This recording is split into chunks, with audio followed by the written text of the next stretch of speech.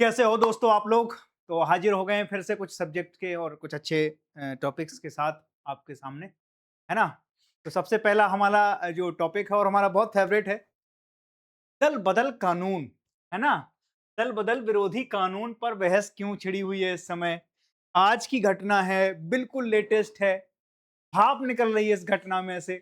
अभी मैंने कहीं नहीं परोसा है, मैंने केवल देखा है, तो मैंने कहा इसके ऊपर थोड़ा-सा आपको समझा देता हूँ।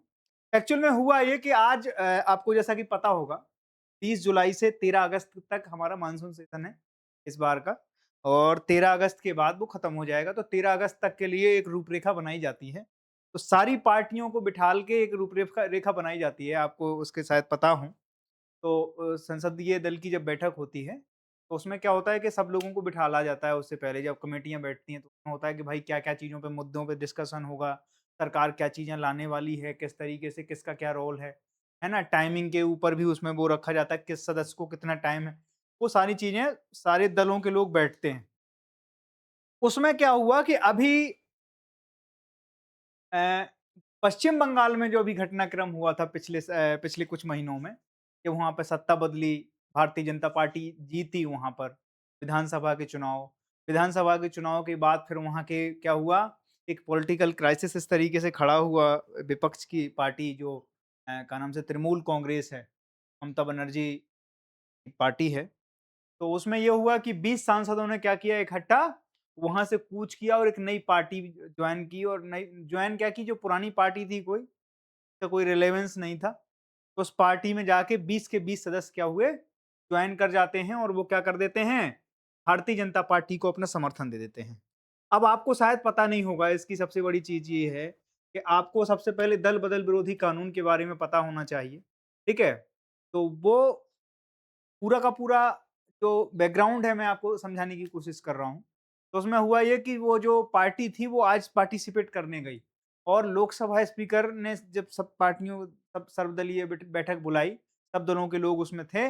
उसमें वो पार्टी भी थी जिसमें तृणमूल कांग्रेस से विघटित हुए 20 सांसद अलग पार्टी बनाकर वहाँ पर बैठे थे। और जैसे ही तृणमूल कांग्रेस ने और इंडिया गठबंधन ने इस पूरे के पूरे सिनेरियो को देखा, उनने उस पूरी की पूरी सभा को क्या कर दिया, वॉकआउट कर दिया। कोई वहाँ पर नहीं गया।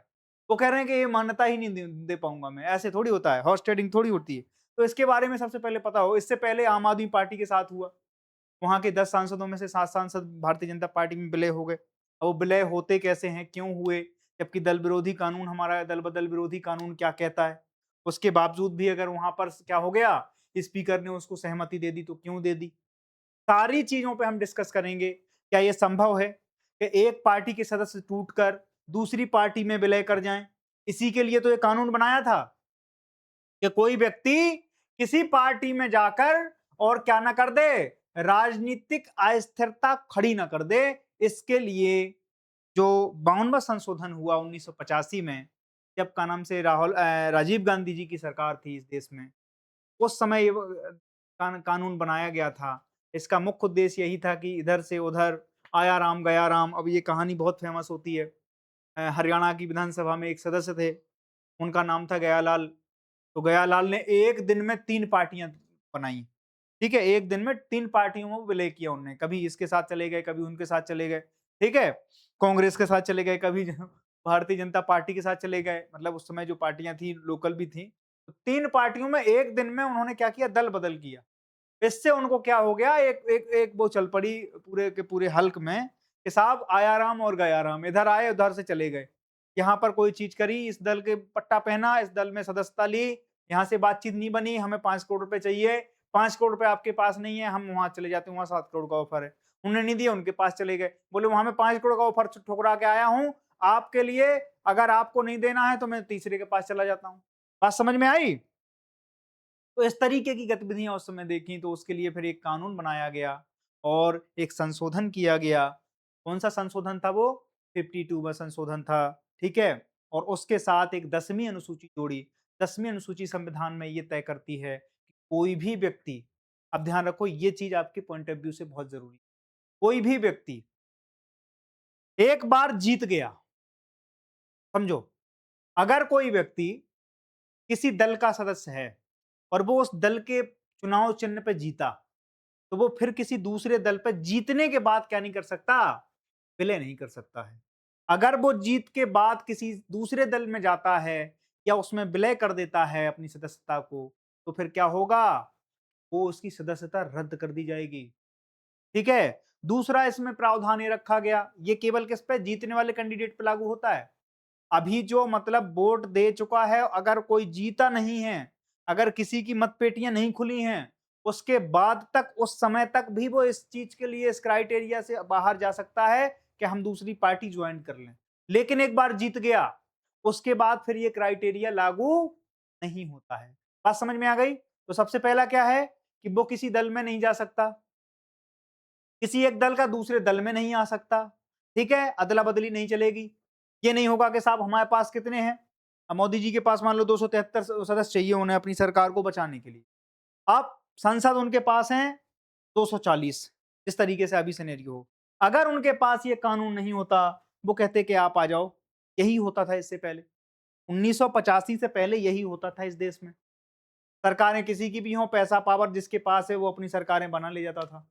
कहीं से 4 सदस्य खरीद लिए, किसी छोटे इंडिविजुअल, कुछ ऐसे होते थे जो निर्दलीय लड़े, किसी दल से नहीं लड़े, तो फिर क्या होता था, उनको भी खरीद लिया कि तुम्हें 25 करोड़ रुपए देंगे, आ जाओ हमारे साथ।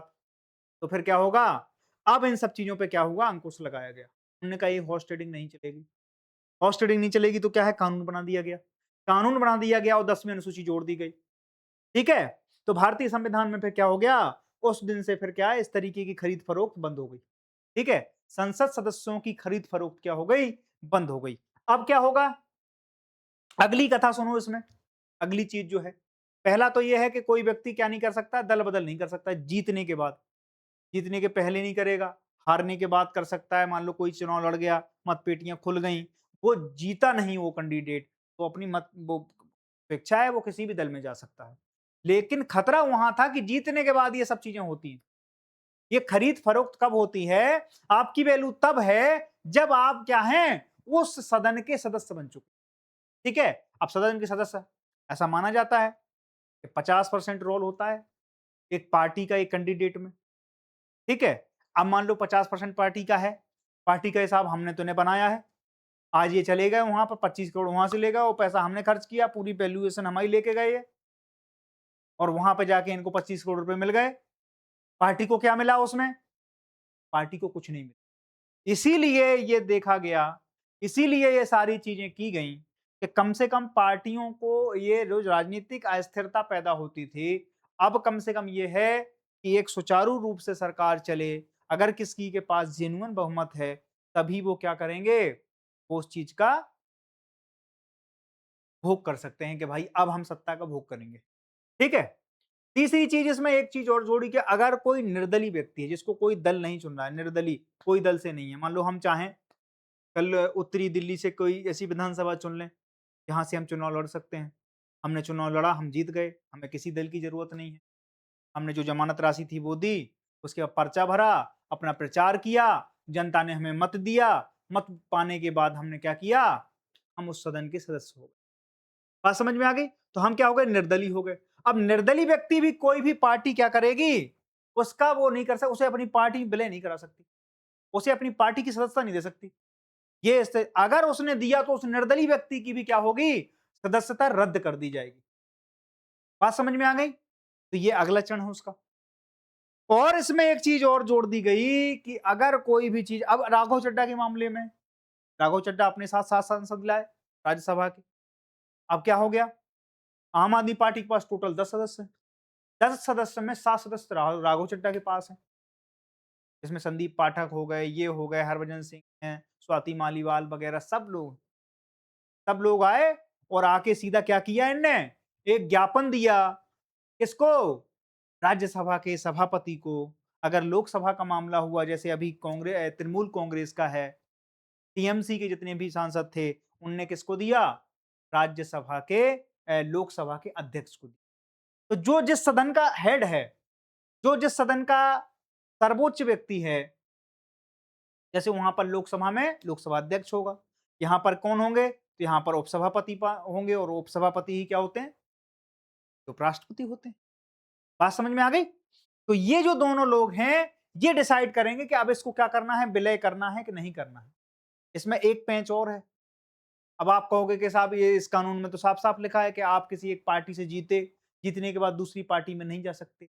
एक पेंच इसमें डाल दिया गया, 91 संशोधन 91वां संशोधन जब किया गया, उसमें ये था कि किसी एक पार्टी के अगर 2 तिहाई से भी ज़्यादा सदस्य एक साथ मिलकर किसी पार्टी की सदस्यता ले लें या किसी पार्टी में क्या कर दें, विलय कर दें, तो ये माना जाता है कि उस पार्टी का उस वाले संगठन में विलय। बात समझ में आ गई? 2 तिहाई से ज़्यादा सदस्य। अब 10 हैं वहाँ पर कितने चले गए? 7 चले गए। 2 तिहाई से ज़्यादा हो गया बहुमत। तो यहाँ पर फिर वो क्या कर सकते हैं, कई बार पार्टियाँ भी तो हो सकती हैं। अब मान लो कि कोई चीज़ ऐसी हो, तीसरी चीज़ इसमें एक और जोड़ दी गई, कि मान लो कोई महत्वपूर्ण फैसला हो रहा है, संसद में बैठे हैं मोदी जी, भारतीय जनता पार्टी के कई सदस्य हैं जो विपक्षों के क्या है, उन्होंने कहा ये वाला बिल पास नहीं होना चाहिए संसद में। आप क्या करो, हमारे साथ साठ-गांठ कर लो, हम आपको इतना पैसा दे देंगे। कोई भी ऐसा बिल आ रहा है जो उद्योगपतियों के खिलाफ है, उद्योगपति अगर किसी को क्या कर रहे हैं, रीच आउट कर रहे हैं, उनसे कह रहे हैं कि सुनो 50 आदमी उन्होंने रीच आउट कर लिए कि आपको कल ना इस वाले बिल पे हस्ताक्षर नहीं करने या वोट नहीं डालना है। तो वो बिल क्या हो जाएगा?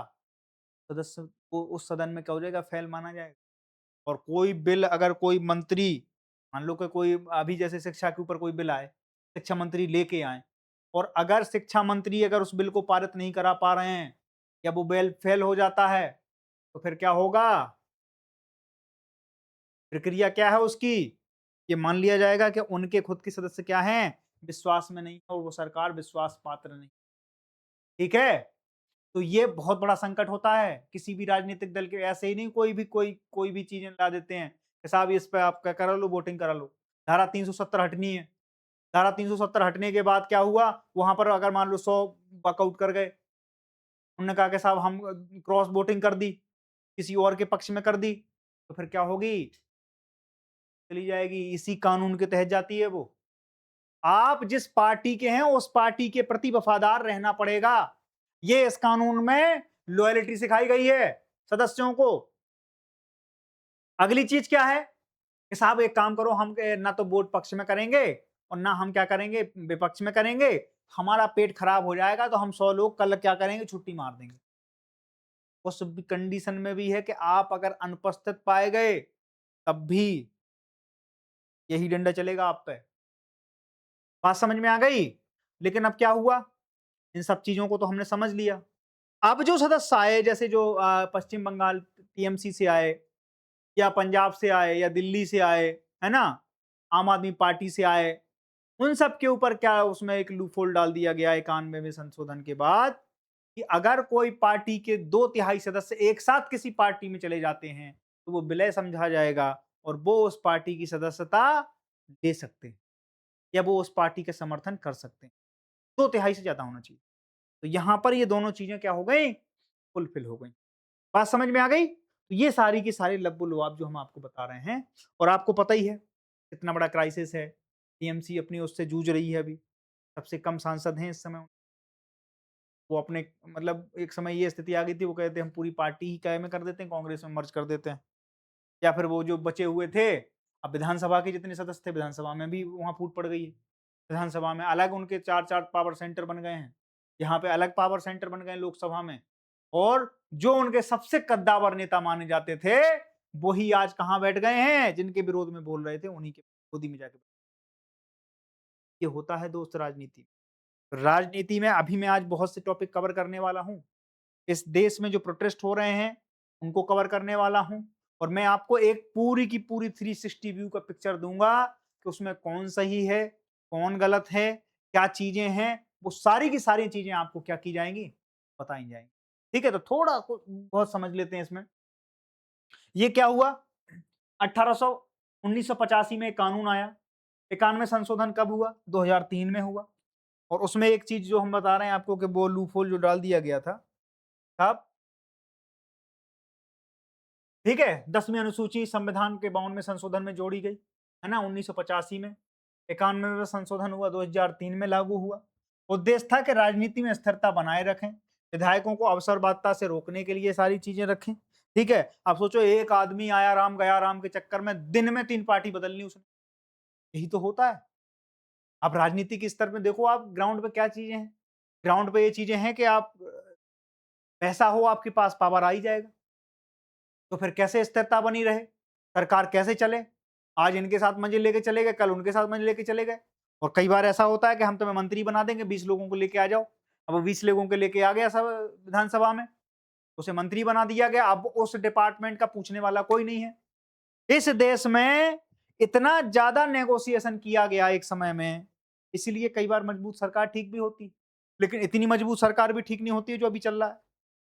मैं आपको बार-बार कहता हूँ कि मजबूती बहुत अच्छी चीज़ है, लेकिन इतनी मजबूती नहीं है अच्छी कि फिर आप किसी से नभ ही नहीं रहे हो। आप किसी की सुनने को तैयार नहीं हो। बच्चे माँग कर रहे हैं कि साहब हमारी सुन लो केवल, इस्तीफ़ा दे दो, इस्तीफ़ा नहीं तो हमें मिलने ही आ जाओ। आप कहते हो कि हमारे पास समय नहीं है, हमारी पार्टी का इंटरनल मैटर। ये दोस्त इंटरनल मैटर नहीं है। पूछिए अपने हुक्मरानों से कि ये इंटरनल मैटर होता, इतने लोग अभी जंतर मंतर पर धरना नहीं दे रहे होते, इतने लोग सुसाइड नहीं कर रहे होते। आपकी पार्टी के इंटरनल मैटर के चक्कर में इस देश में बहुत बड़े बड़े हादसे हुए। आपने किसी की भी अकाउंटेबिलिटी तय नहीं की। इस देश में ट्रेन हादसा हुआ, आपने अकाउंटेबिलिटी तय नहीं करी। इस देश में प्लेन क्रैश हुआ, आपने अकाउंटेबिलिटी तय नहीं की। इस देश में बड़ी बड़ी घटनाएं हो गई, राम मंदिर में चोरी हो गई। आप जिनको लेकर आए थे, आपने उसके लिए अकाउंटेबिलिटी तय नहीं की। वैसे आपका बुलडोजर चला जाता है, कहीं भी चला जाता है, अगर सुराग भी उठे, धुआं भी उठे, उस धुआं को तोड़ने के लिए आप पूरा का पूरा मकान ढह देते हैं, वहां पर तालाब खोद देते हैं। मैं पूछना चाहता हूं उस देश के हुक्मरानों से कि आपने ये सारी चीजें करने के बाद कितने लोगों का अकाउंटेबिलिटी कराया, कितने लोगों के इस्तीफा लिए। अब बात सिर्फ इस्तीफा की थोड़ी है, सोल्यूशन क्या दिया आपने? आपका रवैया तानाशाह जैसा हो चला है, और वो होता है केवल यहीं से, जब सरकारें ज्यादा तानाशाह हो जाएं। स्थिर सरकार अच्छी चीज है, दुनिया में डोमिनेट करना चाहिए इंडिया को, उसके लिए स्थिर सरकार बहुत जरूरी है। आपसी गठबंधन से दिक्कतें ज्यादा हैं क्योंकि नेगोशिएशन पावर बढ़ जाता है, और ये फेस हमने देखा है 80 के दशक के बाद से। 80 के दशक के बाद से कांग्रेस का अगर मान लो डिक्लाइन चालू हुआ और क्षेत्रीय शक्तियों का उदय हुआ, उसके बाद एक बहुत बड़ी बात प्रॉब्लम देश में आ गई कि नेगोशिएशन बढ़ गया। जितनी भी क्षेत्रीय पार्टियां थी, चाहे समाजवादी पार्टी हो, तृणमूल कांग्रेस हो, जेडीयू हो, जनता यूनाइटेड जनता दल हो, आरजेडी हो, इन सब लोगों ने क्या किया? इनके पास अपने सदस्य होते थे, ये लेके आते थे कि हमें रक्षा मंत्रालय दे दो। कोई कहता था कि हमें वित्त मंत्रालय दे दो। कोई कहता था कि हमें क्या दे दो? हमें कृषि मंत्रालय दे दो, रेलवे दे दो। और ये लोग क्या करते थे? उस रेलवे में अपने लोगों को टेंडर देना, अपने लोगों की सूची सम्मिलित करना, सारी चीजों से क्या था? देश से इन्हें कोई मतलब नहीं था। जब नेगोशिएशन पावर है तो सेंट्रल गवर्नमेंट कुछ कर नहीं सकती। कर इसलिए नहीं सकती कि आप उसी कैबिनेट का हिस्सा हो। कोई भी डिसीजन होगा आपसे पूछ के बिना हो नहीं सकता, क्योंकि आपके पास खुद के 50 सदस्य हैं।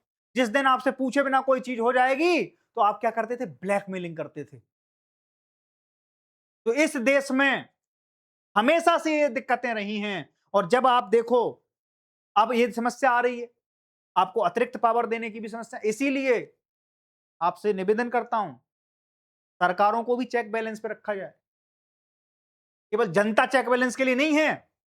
हिंदू मुसलमान करते करते आप सत्ता में आ जाओ, वो मुसलमान की छाती पीट लेते हैं, तुम हिंदुओं की छाती पीट लेते हो। वो दलित है, वो सवर्ण है। इन्हीं चीजों के स्टार पे सारी चीजें नहीं चलेंगी। अगर सच में आप अवेयर हो और आप विद्यार्थी हैं, आप एस्पिरेंट हैं, आप तैयारी कर रहे हैं, तो आपको ये देखना पड़ेगा कि नेता कैसे नचेंगे अपनी उंगली।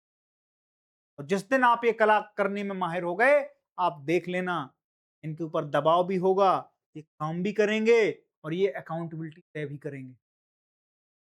अच्छे लोकतंत्र का मतलब तो यही है ना दोस्त। उसमें कुछ चीजें क्या-क्या गलती हुई वो भी हम आपको बताएँगे। बात समझ में आ गई? क्या चीजें प्रोटेस्ट में गलती हुई? क्या चीजें पुलिस की तरफ से दिक्कत में आई? क्या सरकार की तरफ से दिक्कत में आई? अभी मैं अगली स्लाइड में उसमें बात करने वाला हूँ, और पूरे पुरजोर तरीके से करने वाला हूँ, पूरे के पूरे सुराग खोलने वाला हूँ। ठीक है? तो ये जो दल बदल विरोधी कानून था, इसके बारे में मैं बताया कि 2003 में 91 अमेंडमेंट हुआ और उसके बाद क्या किया गया, इसमें एक लूप होल डाल दिया गया कि अगर पार्टी भी तो दिक्कत कर सकती है यार। पार्टी कहेगी कोई भी देश से जुड़ा हुआ मुद्दा है, पार्टी कहेगी साहब हम 370 को खत्म नहीं करने देंगे, ये प्रॉब्लम बनी रहेगी। अब मान लो कांग्रेस की समस्या ये है कि वहां पे उनका क्या चल रहा है, गठबंधन चल रहा है। कांग्रेस कहे कि साहब हम 370 के उस पे हम किसी भी हालत में आपका समर्थन नहीं करेंगे। वहां के सदस्य सदस्य क्या करेंगे, क्योंकि नॉर्थ पट्टी के लोग उसमें होंगे, साउथ के भी लोग उसमें होंगे, है ना, हिंदी बेल्ट के लोग भी उसमें होंगे सदस्य। सबको अपनी अपनी राजनीति बतानी बचानी है। कोई ये तो नहीं कहेगा कि उनके समर्थन में चले जाओ आप। तो फिर क्या होगा, उसमें क्या होगा, एक फिर गुट बनेगा और गुट में कोशिश करेंगे वो लोग कि 2/3 लोग हो जाएं। 2/3 होने के बाद केवल आदमी थोड़ी गलत है, आदमी थोड़ी अवसरवादी है। कई बार चेक बैलेंस का नाम से ये राजनीतिक पार्टियां भी करती हैं। और जब राजनीतिक पार्टियां ये सब चीजें करती हैं तो उसके लिए क्या कर सकते हैं, फिर सदस्यों के पास यही विकल्प बचता है। अगर ये पूरा का पूरा इतना ज्यादा लचीला कानून नहीं होता, अगर ये इसी तरीके से क्या होता, कठोर कानून होता, लचीलापन नहीं होता इसमें, तो फिर क्या सदस्यों के साथ कुछ ज्यादती हो रही होती। बात समझ रहे हैं आप। तो ये सारी चीजें, कोई किसी को ब्लैकमेल ना करे, इसके लिए सारी की सारी व्यवस्था बनाई गई। ठीक है। अब देखो आप, स्वेच्छा से पार्टी की सदस्यता छोड़ना, पार्टी विप के खिलाफ सदन में मतदान या मतदान से अनुपस्थित रहना, मैंने बताया था अनुपस्थित नहीं रह सकते हो, या पार्टी विप के खिलाफ नहीं जा सकते हो आप। निर्दलीय विधायकों द्वारा किसी दल में शामिल होना नहीं कर सकते हो आप, किसी भी निर्दलीय विधायक को क्या कर सकते हो, आप सदन में अपने पार्टी में शामिल नहीं कर सकते हो। ठीक है।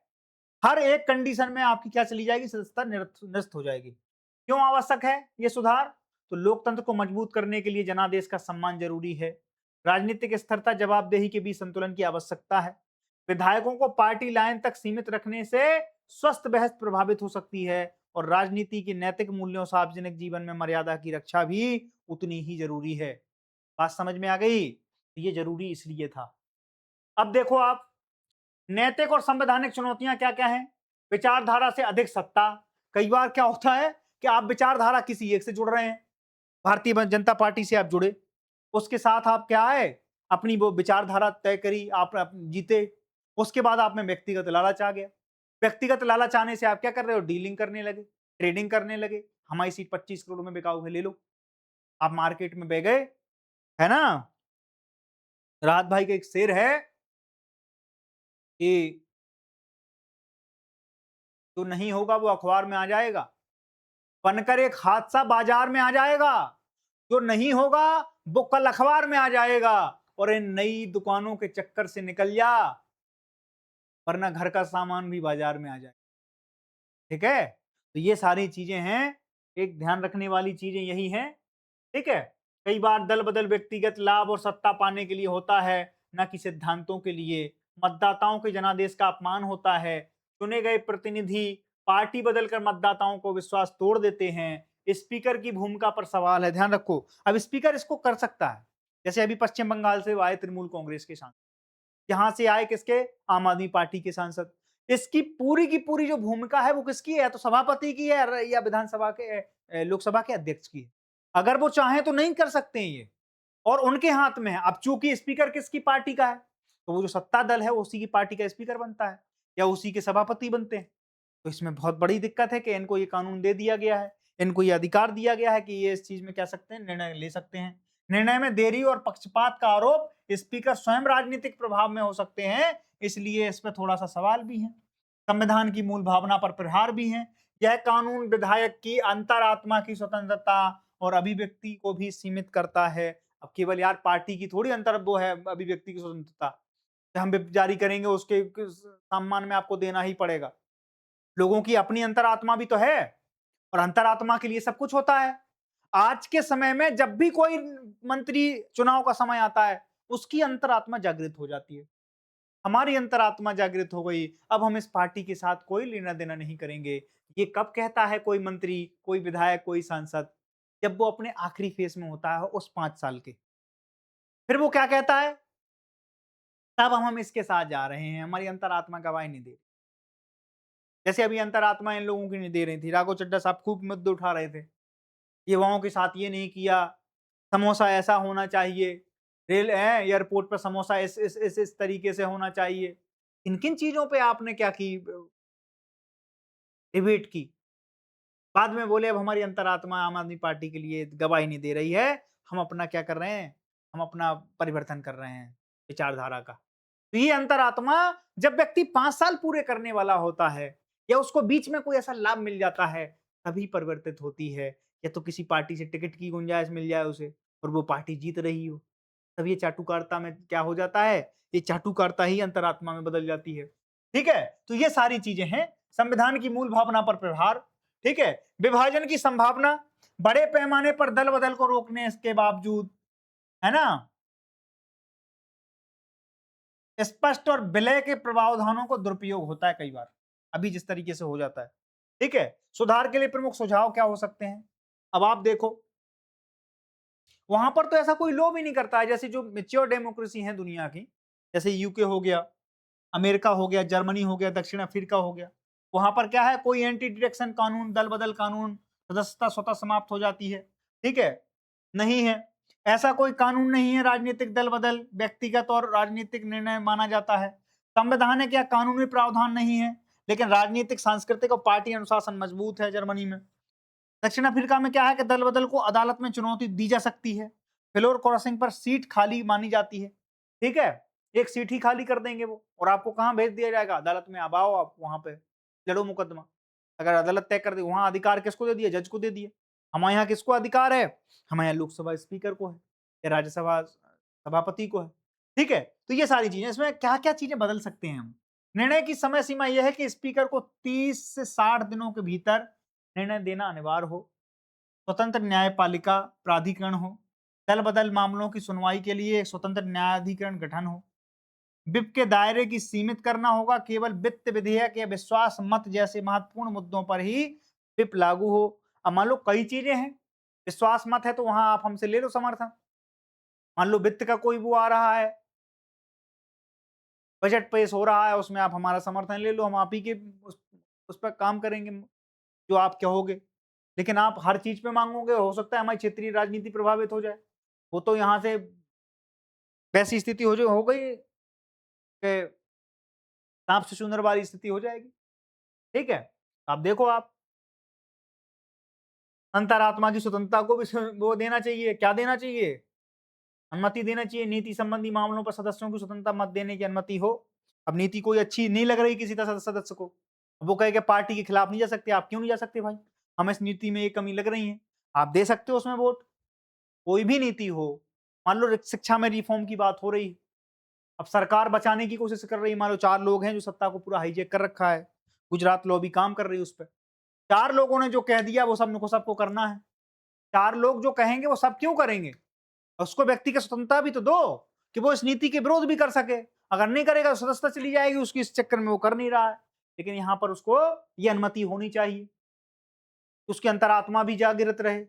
अंतरात्मा केवल 5 साल के बाद न जागृत हो, पहले हो जाएगी तो देश में कुछ सुधार हो जाएगा। ठीक है? विलय में देखो, समीक्षा हो, इसमें क्या है कि वर्तमान में 2/3 का प्रावधान बहुमत जुटाकर दल बदल को वैध बना देता है, इसे कठोर बनाया जाए। यही तो हुआ। अब वहाँ पॉलिटिकल क्राइसिस चल रहा है। अब वो कह रहे हैं हम लोगो भी लेंगे, पार्टी सिंबल भी लेंगे। अब पार्टी सिंबल मिल गया, लोगो मिल गया, पार्टी मिल गई, तो पार्टी में जो उन्होंने क्या किया था, लोग जो डोनेशन देते हैं, जो पार्टी के खाते होते हैं, उन सब पे अधिकार इन लोगों का हो गया जो बागी हुए। और जिसने एक्चुअल में मेहनत की, सालों निकाल दी, अपना पूरा करियर बर्बाद कर लिया ममता बनर्जी जी ने, वो ठगा हुआ महसूस कर रही हैं कि साहब हमारे साथ तो खेला हो गया। अब खेला किया भी उन्हीं ने था, लेकिन अब उन्हीं के साथ खेला हो गया। उन्होंने कहा था खेला होवे, उनके साथ हो गया खेला। तो अब ये समस्याएं जो हैं, आप समझने की कोशिश करो कि हम इस देश के मूल निवासी हैं, हम ही अगर आउटसाइडर देखें, कैसा महसूस होगा? यही हुआ। बहुमत उधर चला गया तो आपने वहां विलय कर लिया सीधा। तो पार्टी क्या करेगी, जो एक्चुअल पार्टी है, वो पार्टी क्या करेगी? खत्म कर देगी फिर। वो बड़ा ठगा हुआ महसूस करेगी। जैसे उद्धव ठाकरे साहब, अब उद्धव गुट में क्या हुआ? शिंदे साहब अलग हो गए, बाद में उनके और भी सांसद तोड़ दिए, तो अब क्या, उद्धव शिवसेना का पूरा सिंबल ही इन्हें मिल गया। जबकि उद्धव साहब की पार्टी है, उनके पिताजी से लेके पूरा खानदान लगा रहा उसमें। समाजवादी पार्टी के साथ भी यही हुआ। जब शिवपाल सिंह ने दावा ठोक दिया, फिर उन्होंने क्या किया, दूसरी पार्टी बनाई, अब जाके फिर दोनों लोगों का मेल मिलाप हुआ तो फिर दोनों एक हो गए। तो ये सारी की सारी समस्याएं हमेशा बनी रहेंगी। इसीलिए इसमें क्या है, अंतरात्मा और ये विलय का जो कानून है इसको और भी कठोर बनाना चाहिए। बात समझ में आ गई? अब देखो आप, राजनीतिक दलों को आंतरिक लोकतंत्र और विचारधारा आधारित राजनीति को बढ़ावा देना चाहिए। चुनाव आयोग और न्यायपालिका की भूमिका को स्पष्ट और प्रभावी बनाया जाए। अब देखो ईसी की भूमिका पे भी बात है। कानून का उद्देश्य राजनीतिक स्थिरता के साथ साथ लोकतांत्रिक नैतिकता की रक्षा भी होनी चाहिए। इस बात के लिए भी हम लोग प्रतिबद्ध हों।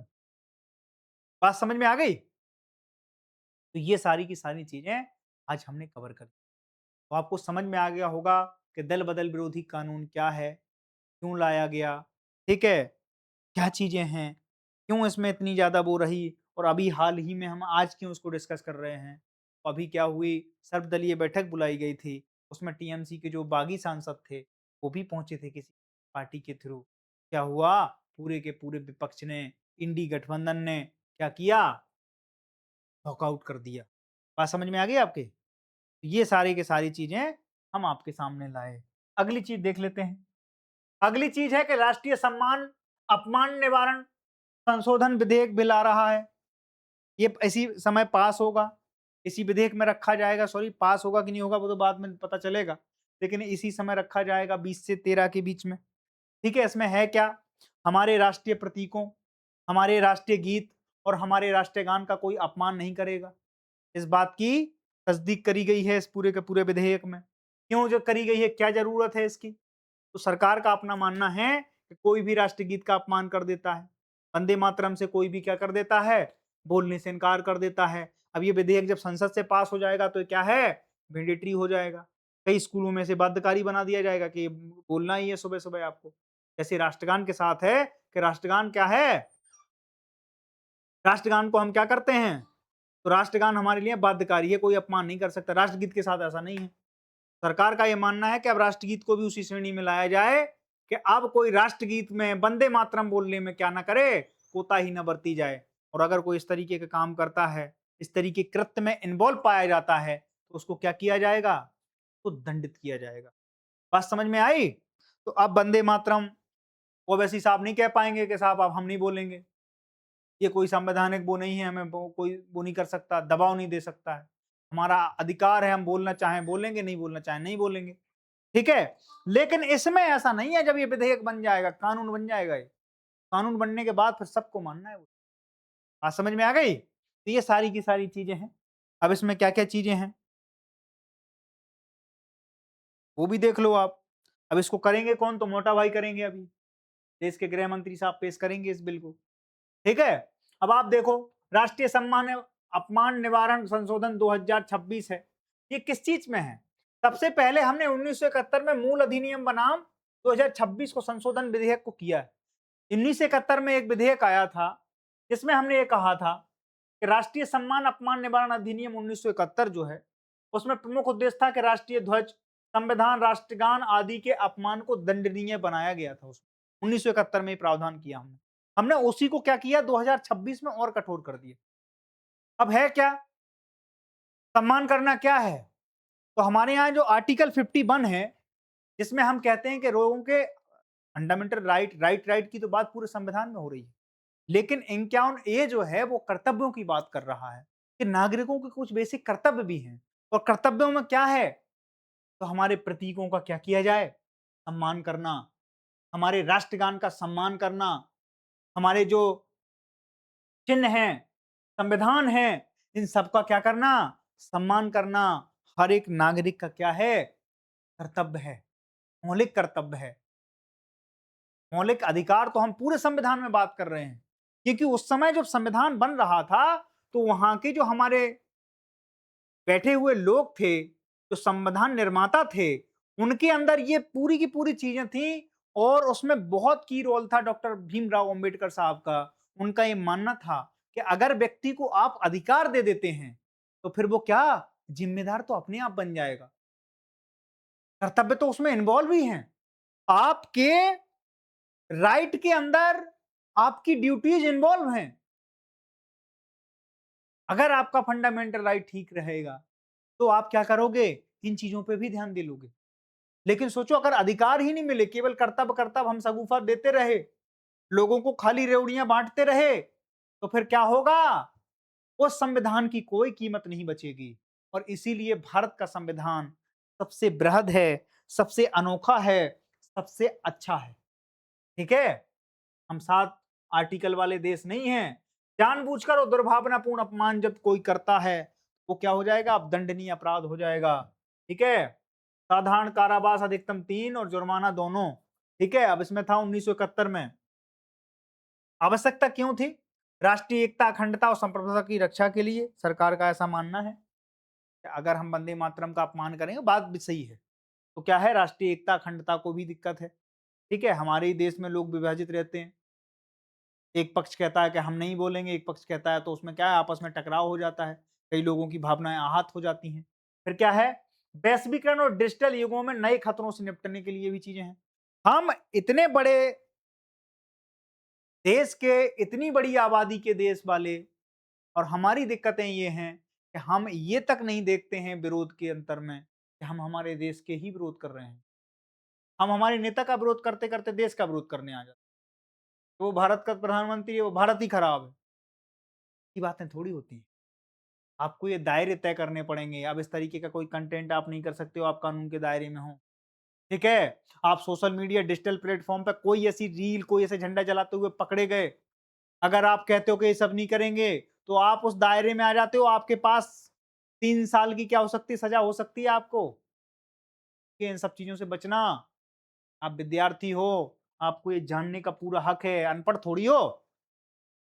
आर्टिकल 51 काम है प्रत्येक नागरिक का कर्तव्य है कि वह संविधान, राष्ट्रध्वज और राष्ट्रगान का सम्मान करे। अनुच्छेद 19 ए। अब देखो यहां पर आपकी अभिव्यक्ति नहीं चलेगी इसके बाद। जब वो ओवैसी साहब कहते हैं ना कि हम वंदे मातरम नहीं बोलेंगे, अब ये लागू होने के बाद उन्हें बोलना पड़ेगा। क्यों बोलना पड़ेगा? कि फिर आपकी अभिव्यक्ति की स्वतंत्रता जो है, right to freedom, right to expression जो है, यहां काम नहीं करेगी, क्योंकि उसके कुछ रिस्ट्रिक्शन भी हैं। जब हम कहते हैं आर्टिकल 19 सबसेक्शन 1, और जब हम कहते हैं आर्टिकल 19 सबसेक्शन 2, तो फिर 2 में तो फिर रिस्ट्रिक्शन आ गई कि वहां पर आप फिर इसमें अपनी नहीं चला सकते हो। अभिव्यक्ति की स्वतंत्रता में क्या क्या है कि सार्वजनिक व्यवस्था, शिष्टता, नैतिकता और संप्रभुता के हित में उचित प्रबंध लगाए जा सकते हैं, वो अनुच्छेद 19(2) में है।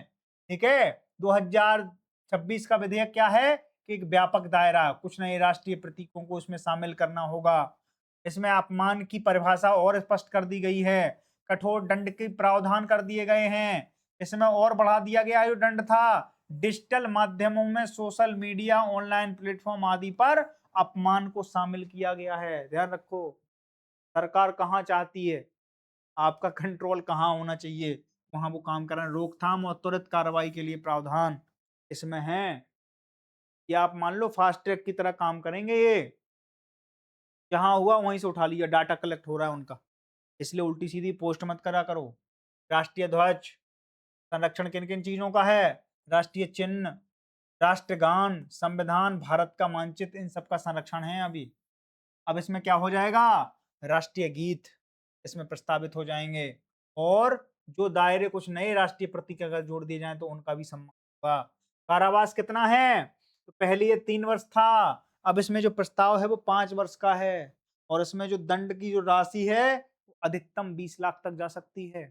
ध्यान रखना, कोई भी ऐसी चीजें, राष्ट्रीय प्रतीकों को जलाना, फाड़ना, नष्ट करना, इनका अपमानजनक प्रदर्शन, अपशब्द कहना, अवमानना, ठीक है? अपमान के उदाहरण यही देते हैं। डिजिटल या इलेक्ट्रॉनिक माध्यमों से अपमान करना, ऐसा कोई कार्य जिसमें लोगों की भावनाएं आहत हों, आपको ये कुछ भी नहीं करना है। अदरवाइज आप इस चीज के दायरे में हो, आपको 5 साल तक की जेल, या फिर आपको 20 लाख तक का जुर्माना, या दोनों हो सकते। ठीक है? आपसे पैसा भी लिया जाएगा, आपको जेल में भी डाल। ठीक है?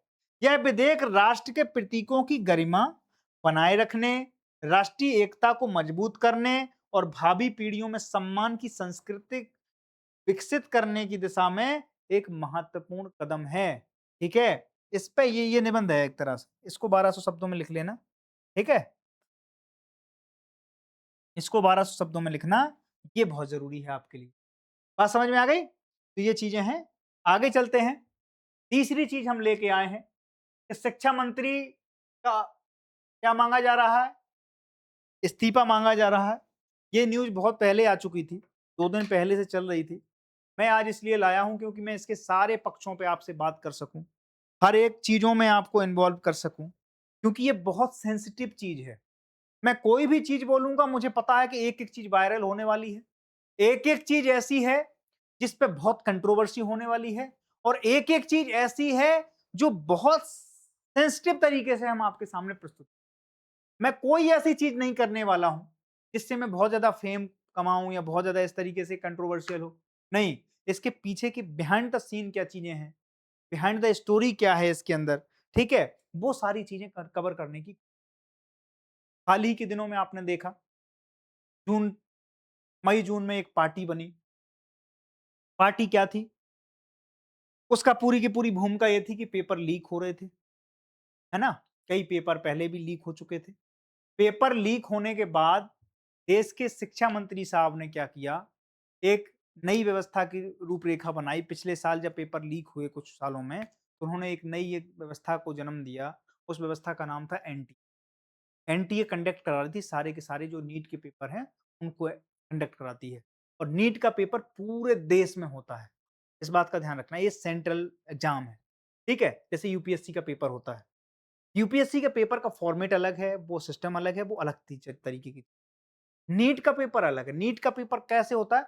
बच्चे जैसे ही 12th वगैरह करके वापस वो होते हैं ना, तो उसके बाद से ही नीट का पेपर डॉक्टर्स वगैरह जो बनते हैं हमारे देश, टॉप हमारे डॉक्टर, सर्जन जो बनते हैं, इसी पेपर को वो करने के बाद फिर काउंसलिंग होती है।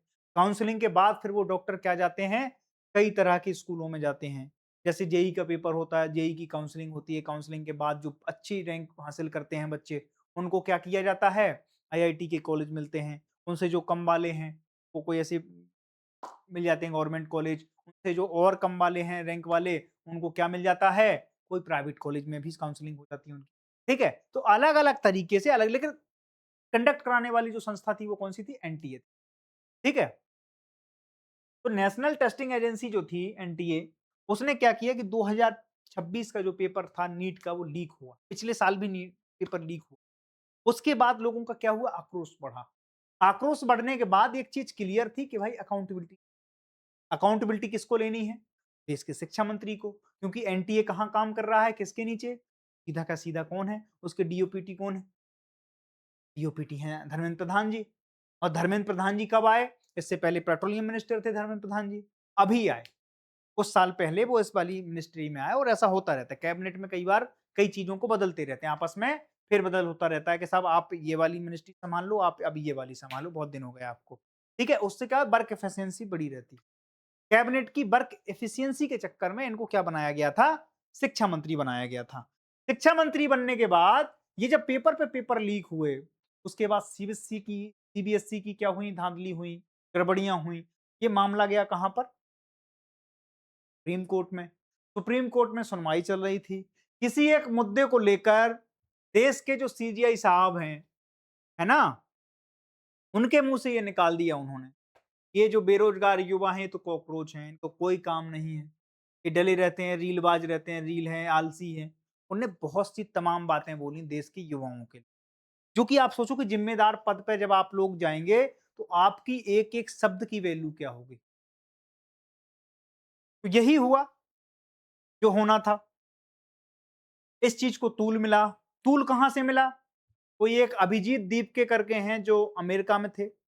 अमेरिका में किसी एक सॉफ्टवेयर कंपनी में काम कर रहे थे।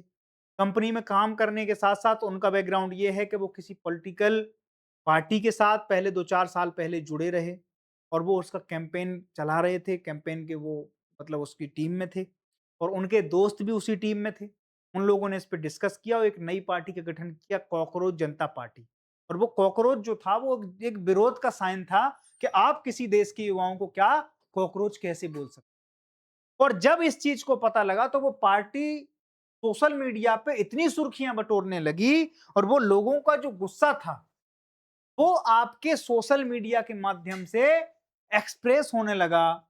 आपकी फ्रीडम ऑफ एक्सप्रेशन की जो चीजें थी, वो सोशल मीडिया के माध्यम से रिफ्लेक्ट होने लगी और ये चीज इतनी बढ़ गई, धीमे-धीमे इतनी बढ़ गई, इसको संभाल पाने के लिए फिर उनका क्या करना पड़ा, गवर्नमेंट ने उनके अकाउंट को सस्पेंड किया। अकाउंट को सस्पेंड किया और उसपे कुछ ऐसी चीजें भी डली। मैं आपको रियल बताऊं, एक पिक्चर तो ये है कि हाँ, ये रिफ्लेक्शन था। सब लोगों में एक हताशा थी कि यार पेपर लीक हो क्यों रहे हैं। लेकिन दूसरी चीज ये भी थी कि एक आदमी अमेरिका में बैठ के पूरी की पूरी चीज का क्या कर रहा था, सिनेरियो बना रहा था, पूरा का पूरा एक रोड मैप तैयार कर रहा था और उनकी भूमिका पिछली बार किसी पार्टियों से जुड़ी थी, इसकी शंका देश में पहले से। ठीक है, तो ये पूरा का पूरा लब्बो लुआब था। दूसरी चीज ये थी कि यार इन पे भरोसा किया क्यों जाए। देश के युवाओं में ये तो था कि गुस्सा है कि हमें पेपर लीक नहीं होना चाहिए, अकाउंटेबिलिटी तय होनी चाहिए। ये मुद्दे बिल्कुल ठीक है, आज तक भी ठीक है और आगे भी ठीक रहेंगे। अकाउंटेबिलिटी किसी भी चीज की हो होनी चाहिए। लोकतांत्रिक देश में भी नहीं, राजतांत्रिक देश में भी अकाउंटेबिलिटी होनी चाहिए। मैं तो ये बोलता हूं और कहता हूं। दूसरी चीज क्या हुई कि इनने क्या किया कि फिर इनने कहा कि अब हम ग्राउंड पे उतरेंगे। इनने कहा धर्मेंद्र प्रधान का इस्तीफा दो, नहीं तो क्या करेंगे हम, ग्राउंड पे उतरेंगे। ठीक है, ग्राउंड पे उतरे साहब। पहली बार जब ये दिल्ली आए तो 1000 पत्रकार थे, 500 कॉकरोच थे, कॉकरोच जनता पार्टी के मेंबर थे। इसके बाद इनने पूरे देश के जितने भी राज्य हैं, बड़ी-बड़ी जगह इनने भ्रमण करना चालू किया। सारी चीज़ों का समर्थन मिला। इंटरनल आईबी की रिपोर्ट्स भी सबमिट हैं उसमें, अब देखो उसमें ये था, ये सब चीज़ें क्या थी, प्लांटेड थी। उनका आरोप ये है, जो दिल्ली पुलिस है या उसके साथ आईबी वगैरह की जो रिपोर्ट हैं, वो ये कह रही हैं कि ये जो जितना भी सिनेरियो चल रहा है, ये सब प्लांटेड है। उनका कहना है कि नहीं, ये जनता का रिफ्लेक्शन है। मैं आपको बता देता हूँ, ये दोनों चीज़ें मिली-जुली हैं। एक तो जनता का रिफ्लेक्शन भी है, मुद्दे जायज़ थे तो जनता ने उसका समर्थन कर दिया, लेकिन जनता ने जैसे ही समर्थन किया, इन लोगों ने जंतर-मंतर पर धरना दिया। जंतर-मंतर पर धरना देने से पहले ये सोनम वांगचुक साहब के पास गए। सोनम वांगचुक साहब वही हैं, लद्दाख की अखंडता, एकता की बात करते हैं वो। लद्दाख को अलग राज्य बनाने की बात करते हैं। वो कई तरह से उस चीज़ में एक्टिविस्ट हैं अब, है ना? अच्छे पढ़े-लिखे व्यक्ति हैं, ठीक-ठाक व्यक्ति हैं। उसके बाद उन्होंने क्या किया, वहाँ मूवमेंट चलाया। मूवमेंट चलाने के बाद कई महीने तक चलाते रहे। उसके बाद सरकार ने क्या किया, उन्हें जेल में बंद कर दिया। यूएपीए लगा दिया उनके ऊपर, अनलॉफुल प्रिवेंशन एक्ट के तहत उनको क्या किया, डिटेन कर लिया गया। कुछ दिनों बाद पता चला कि उनको उसके वो वापस ले ली धारा और उनको छोड़ दिया गया। वो इस बात से बहुत नाराज़ थे। अब दिक्कत ये है कि यहाँ पर अगर बच्चों का मुद्दा भी नहीं होता तो भी ये काम होते। आपको मैं रियल बताऊँ, कोई भी मुद्दा अगर नहीं भी होता तो भी ये काम हो रहा होता। इस देश में सारी चीज़ें, क्योंकि देखो, जब आदमी को कोई चीज़ लगती है वो धीमे-धीमे इंतज़ार करता है उस चीज़ का कि अब ये मौका मिले, अब मौका मिलेगा, अब मौका मिलेगा। अब दिक्कत ये थी कि बच्चे हैं इमोशनल हमारे। बच्चे कौन से हैं? वो बच्चे हैं जो अभी 12 पास करके आए हैं, 11वीं में पढ़ रहे हैं, ग्रेजुएशन में आए हैं। बहुत इमोशनल होते हैं बच्चे, ठीक है? तो उनको क्या है कि उनको बहुत इमोशनल थे, उनको ये सारी चीज़ें वो लगीं। दूसरी बात, इन्होंने भूख हड़ताल कर दी। भूख हड़ताल करने के बाद जब 15-20 दिन हो गए तो भूख हड़ताल पे ज़्यादा लोग नहीं गए। आखिरी के 2-3 दिनों में क्या हुआ कि इंडियन एक्सप्रेस वगैरह जितने अखबार थे उन्होंने इसका कवरेज देना चालू की। लोगों में इमोशन बढ़ा तो बोले कि देखो 18 दिन से कोई हड़ताल पे है, सरकार सुनी। लोग क्या करने लगे, वहाँ पर जाना प्रारंभ कर। इन लोगों ने एक कॉल दे रखा था कि मैं 20 तारीख को मार्च करूँगा और मार्च शांतिपूर्ण होगा। मार्च शांतिपूर्ण होने से क्या होगा कि आप किसी भी चीज़ की ज्ञापन देंगे किसको? धर्मेंद्र प्रधान जी के इस्तीफा का हम क्या देंगे, 8-10 लोग जाएँगे और वो ज्ञापन हम सरकार के किसी नुमाइंदे को या सरकार के प्रधानमंत्री साहब को हम देंगे कि हमें धर्मेंद्र प्रधान का इस्तीफा चाहिए। उन्होंने क्या किया है, नीट पेपर गड़बड़ी में उनका वो है, उसकी भूमिका, मतलब अगर आप किसी पे नहीं ले रहे हो, बात बिल्कुल सच है। आपकी मोरल रिस्पॉन्सिबिलिटी है वो। अगर आप उस रिस्पॉन्सिबिलिटी को नहीं पूरा कर रहे हो, तो आप उसमें फुलफिल नहीं हो, तो फिर कोई दूसरा योग्य व्यक्ति लाओ। आप या तो उस चीज़ को कोई लीकेज हो रहा है, लीकेज को या तो बंद करो आप, और अगर बंद नहीं करना है आपको या बंद करने में आप सक्षम नहीं हैं, तो फिर और कोई व्यक्ति ऐसा लाइए। इस देश में बहुत अच्छे-अच्छे लोग, जो लोग क्या करेंगे, उस लीकेज को बंद करेंगे। उनकी अकाउंटेबिलिटी भी तय होगी, ठीक है? सरकार की अकाउंटेबिलिटी भी तय होगी। ये पूरे का पूरा मामला था। हुआ क्या कि 20 तारीख को हुआ प्रोटेस्ट। प्रोटेस्ट से पहले 20 तारीख के पहले क्या हुआ कि सोनम वांगचुक साहब को पुलिस उठा ले गई। दिल्ली हाई कोर्ट ने एक आदेश दिया कि उनकी हेल्थ का हवाला देते हुए कि वो मर ना जाएँ और उनकी हेल्थ में अगर कुछ दिक्कत आई तो सरकार ज़िम्मेदार। वो उठा के कहाँ ले गए? सफदरजंग हॉस्पिटल में उनको भर्ती कराया। चेकअप-वेकअप किए, उनको बाकी ड्रिप-व्रिप चढ़ाई, जो भी उनका पानी-वानी की कमी थी या जो भी थी, तो उनको क्या किया, वहाँ पर उनका इलाज डॉक्टरों के संरक्षण में। यहाँ पर दूसरी तरफ क्या हुआ कि प्रोटेस्ट बुला लिया गया। बच्चों में और आग भड़क गई कि देखो साहब, हमारी आवाज़ बढ़ाने के लिए जो आदमी काम कर रहा था, उसको क्या हुआ, तो तक उठा लिया सरकार ने। और सरकार यहाँ पर क्या हो गई, अहंकारी हो गई। बात भी सच है। एक आदमी चुपचाप बैठा है, वो केवल ये कह रहा है कि हमें एक आदमी एक बार मिल लें, शिक्षा मंत्री साहब मिल लें, कोई पार्टी का कोई ऐसा आदमी मिल ले, जिससे मैं बात रख सकूँ, जिससे बातचीत कर सकूँ, बातचीत से ही हल होगा। सरकार अपनी ऐंठ में रही कि अरे हमने तो किसानों को 1.5 साल तक पटरी पे रखा, पटरी पे रखने के बाद ही हमने कुछ नहीं बोला, कुछ नहीं होगा उससे। वो अपनी ऐंठ में थे कि अभी और चलेगा, ये होगा, वो होगा। बच्चे 20 तारीख को आ गए, बहुत बड़ी तादाद में आ गए। इमोशनली ये था कि भाई अब किसी से बात नहीं कर रहे, अहंकारी हो गए, तो बच्चे क्या, हमारी माँगें शिक्षा के लिए थी।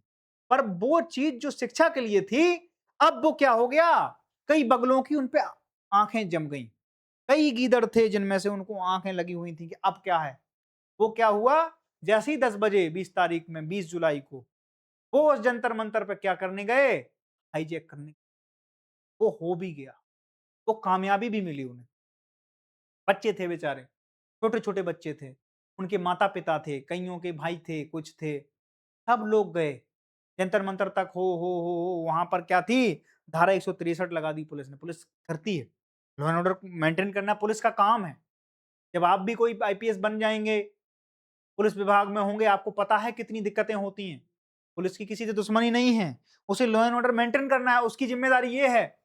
कुछ ऐसी चीज़ें ना हो जाएँ कि जिससे स्थिति हाथ से चली जाए। तो वो क्या थे, उनके पास सारी रिपोर्टें थी, उनको था कि 10-15 हज़ार लोग आएँगे। लोग आ गए 50,000, 1 लाख तक।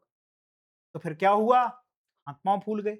हाथ-पाँव फूल गए तो क्या हुआ, 3 लेयर की बैरिकेडिंग बनाई। एक तो यहीं बना दी। तो जंतर-मंतर से पार्लियामेंट की दूरी ज़्यादा नहीं है। जो लोग जाते हैं रायसीना मार्ग से, वो सबको पता है कितनी दूरी है। फिर हुआ क्या कि वो जो भीड़ थी वो उग्रता में बदल गई। उन्होंने बैरिकेडिंग तोड़ दिए। बैरिकेडिंग तोड़ने के बाद दूसरे बैरिकेड तोड़ दिए। अब जो सेंसिटिव ज़ोन है पार्लियामेंट के अंदर का, जहां पर पार्लियामेंट चालू हो रही थी 20 तारीख को ही, दिल्ली पुलिस ने मोर्चा संभाला और लाठी चार्ज कर दिया और तितर-बितर करने की, लेकिन भीड़ बहुत ज्यादा थी। भीड़ बहुत ज्यादा थी, भीड़ फिर क्या हो गई, दोपहर तक उग्र हो गई। उग्र होने के बाद क्या हुआ कि भीड़ ने पथराव चालू कर दिया, डिवाइडर तोड़ दिए, टाइल्सें उखाड़ दी, गमले तोड़ दिए। यहाँ पुलिस लाठी चला रही, बर्बरतापूर्ण उनके ऊपर हमला कर रहे हैं। और कौन कुट रहा है, जो बेचारे मासूम थे, उन पे लाठियां चल रही थी। और जो पत्थरबाजी कर रहे थे रूमाल लगा लगा के, वो कौन थे, वो अराजक तत्व उसमें इन्वॉल्व हो गए। कई पार्टियों के अपने जो युवा यूथ जैसे होते हैं ना, उनके विंग होती हैं, यूथ विंग के जो लोग थे, वो बढ़िया कपड़ा वपड़ा लगा लगा के, उनकी क्या थी, उनका उसमें राजनीति चमक रही थी। राजनीति कैसे चमक रही थी कि आप कपड़ा लगा के गए, कौन पूछ रहा है, कौन इसका जिम्मेदार है कि आप स्टूडेंट नहीं है, वो भी तो विद्यार्थी होते हैं। और बस अपनी अपनी विचारधारा को चमकाने के लिए पुलिस पे अलग लाठी मार रहे हैं, रॉड मार रहे हैं, कहीं कोई कुछ मार रहा है, कहीं गमला तोड़ के मार रहे हैं, पुलिस उन पे लाठी चला रही है। पुलिस क्या करे, सामने जाके आप बस में आग लगा दे रहे हो सामने खड़ी। अब बस में अगर आसपास एक आदमी की कैजुअलिटी हो जाती तो दिल्ली पुलिस के हाथ पांव नहीं, उनके क्या नहीं हो सकता था, बताओ आप। तो हमेशा जब किसी भीड़ के हिस्सा बनने जाओ या किसी भीड़ का समर्थन करने जाओ, तो इस बात का विशेष ध्यान रखना कि वहां पर मंशा क्या है। बच्चों की मंशा पे सवाल नहीं उठा रहा हूं मैं इन लोगों की मंशा पे सवाल उठा रहा हूं, जिन लोगों ने आपको आह्वान किया था। उनसे पूछिए आप कि जब मुझे दिल्ली बुलाने की जिम्मेदारी आपकी है, तो हमें बचाने की जिम्मेदारी किसकी है? वो सरकार पे डाल लें कि सरकार और दिल्ली पुलिस को ऐसा नहीं करना चाहिए। तो बुलाया क्यों जब आप 50,000 और 1 लाख आदमी नहीं संभाल पा रहे थे तो? एक चीज थी ना कि आपको ज्ञापन देना है, अपनी बात पहुंचानी है, वो सरकार तक पहुंच गई थी। हिंसा किसी भी चीज का तोड़ नहीं होता है दोस्त। और पार्लियामेंट के अंदर आप चाहे 10 लाख हो चाहे 10 करोड़ हो, किसी को भी जाने की अनुमति नहीं होती है। कई लोग हमारे बुद्धिजीवी इंटरव्यू पैनल में बैठते हैं यूपीएससी के, वो कह रहा है अच्छा पार्लियामेंट में चले जाते तो क्या हो जाता, अच्छा प्रधानमंत्री को लिंच कर देते तो क्या हो जाता।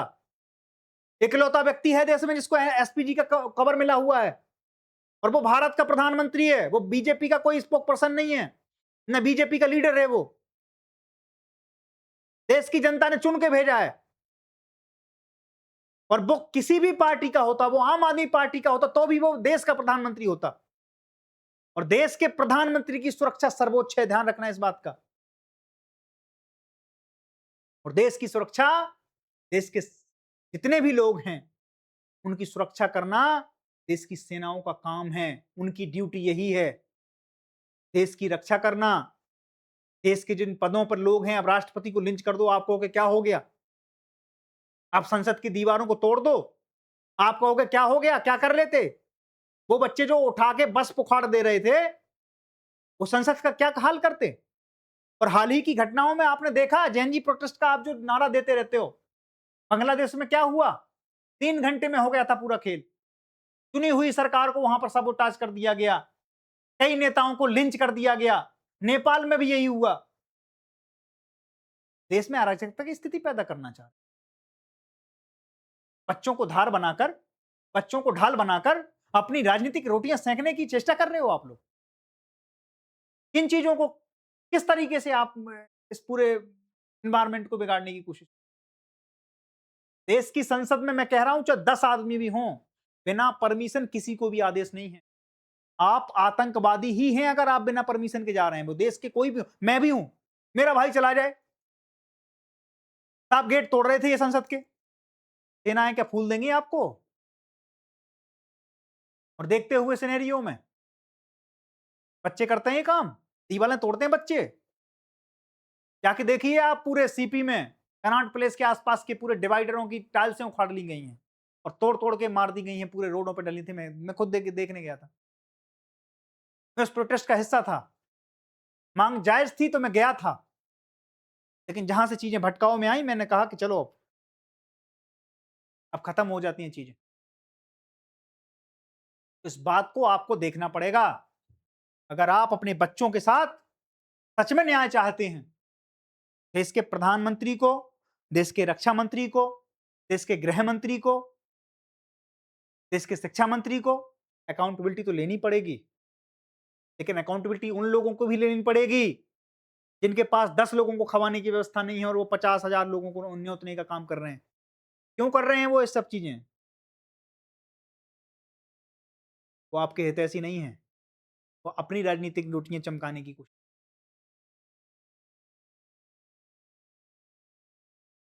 दोनों तरफ से दिक्कतें हैं, दोनों ही पक्ष आए थे तैयारियों के साथ, गर्दनों के साथ थे, कुछ आरियों के साथ, और बोया नहीं है कुछ भी, फसल चाहते हैं लोग। कैसा मजाक चल रहा है क्यारियों के साथ। और जिंदगी जिए तो जिए भी किस तरह, पानी की एक बूंद है चिंगारियों के साथ। ये देश बहुत नाजुक स्थिति से गुजर रहा है दोस्त, इसको संभालने की जिंदगी, जिम्मेवारी तुम लोगों की है। देश के नागरिक ही देश के नेता चुनते हैं, ठीक है। ट्रस्ट के बारे में मैंने आपको बताया, अब इसके थोड़ा संवैधानिक पक्ष को भी जान लेते हैं। वैसे तो विरोध का ज्यादा कहीं पे भी ऐसा मेंशन है नहीं संविधान में, लेकिन ये माना जाता है कि आर्टिकल 19 सबसेक्शन 1 जो है, उसमें इसका एक्सटेंशन माना जाता है। अभिव्यक्ति की स्वतंत्रता ही क्या है, सबसेक्शन 1 जो है उसका क्लॉज ए है, वो ये अनुमति देता है आपको कि आप अभिव्यक्ति की स्वतंत्रता है किसी चीज का विरोध करना। आप जब तक 20 दिन तक आप जंतर मंतर पर विरोध कर रहे थे, सरकार की, पुलिस की कोई दिक्कत नहीं थी, आप करो। लेकिन जैसे ही कानून अपने हाथ में आपने लिया, फिर वहां पर क्या है, your freedom is up to tip of your nose, आपकी स्वतंत्रता आपकी नाक तक सीमित। बच्चों को क्या पता, बेचारे भोले भाले बच्चे जिनको लोग लेकर आप राजनीतिक रोटियां सेंकने के लिए चले गए। और जितने के जितने लोग हैं ये सब अराजक लोग हैं, सबके सब अराजकता में उतरे हुए। पुलिस वालों को इतनी बर्बरता नहीं करनी चाहिए थी, लेकिन उनको भी नहीं करनी चाहिए थी जो रूमाल बांध बांध के इतने बड़े बड़े पत्थर मार रहे थे लोगों को। किस वजह से मार रहे थे आप? किसने बोला था कि आप 3-3 डिवाइडर तोड़ दीजिए? जिस डिवाइडर पे आपको रोक दिया गया था, आप खत्म कर देते, वहीं बैठ जाते। किसने बोला था कि आप आगे बढ़ेंगे, राजनीतिक रोटियां के हमारा प्रदर्शन हम आप भी तो अहंकार में आए। सरकार अगर अहंकार में है, तो आप भी तो अहंकार में हैं। किसकी जिम्मेदारी है ये? अब अभिजीत जीत के देंगे इसका जवाब कि सोनम वांगचू साहब देंगे? कोई नहीं देगा। और आपको अभी फिर बुलाया जाएगा और उस प्रोटेस्ट में फिर शामिल कराया जाएगा और फिर लाठियां भजवाई जाएंगी और उससे उनकी राजनीतिक रोटियां उनकी सिकेंगी, उनकी दीवार और पिलर और मजबूत होंगे। आपको लगता है कि अब उन चीजों की जरूरत है? मैं भी एक ऐसे महापुरुष को अभी अभी एक उसको कवर करने वाला हूँ। 20 जुलाई को उनका जन्मदिन भी था, बटुकेश्वर दत्त साहब। अभी मैं उनको अभी आपको पढ़ाऊंगा। मेरी दिक्कतें दूसरी टाइप की हैं।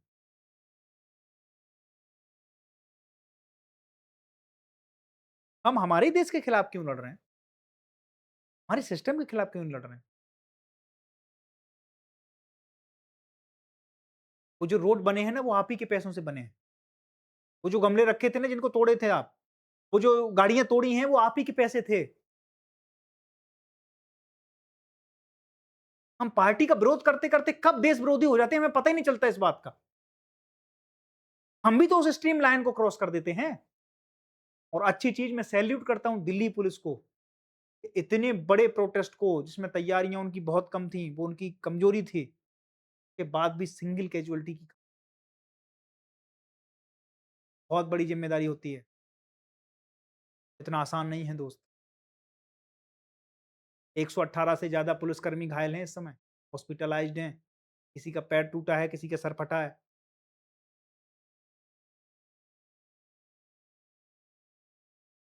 ठीक है? तो जो कुछ भी चल रहा है बहुत सामान्य नहीं है। इन सब चीजों को बहुत संवेदनशीलता से देखें आप। और जब भी किसी ऐसे प्रोटेस्ट में शामिल हों, उन प्रोटेस्टर्स की वो भूमिका जरूर देखें कि क्यों बुला रहे हैं, कौन है, इनकी बैकग्राउंड क्या है। ऐसा तो नहीं है कि हम कहीं हाईजैक हो रहे हैं। इस पूरे प्रोटेस्ट को हाईजैक कर लिया गया, ध्यान रखना। सब लोग अपनी अपनी राजनीतिक रोटियां सेक रहे हैं। इन सबको अगर करना ही होता तो ये संसद में नहीं उठा रहे होते। 3 दिन से गवर्नमेंट लगी है कि साहब बातचीत कर लो, नहीं, पहले इस्तीफा दो। प्रधान का इस्तीफा थोड़ी चाहिए इन्हें, फिर प्रधानमंत्री का भी चाहिए। फिर प्रधानमंत्री के बाद क्या चाहिए? फिर गृह मंत्री, रक्षा मंत्री, सब पूरी कैबिनेट का इस्तीफा दे दो। फिर क्या करो साहब, हमें बना दो।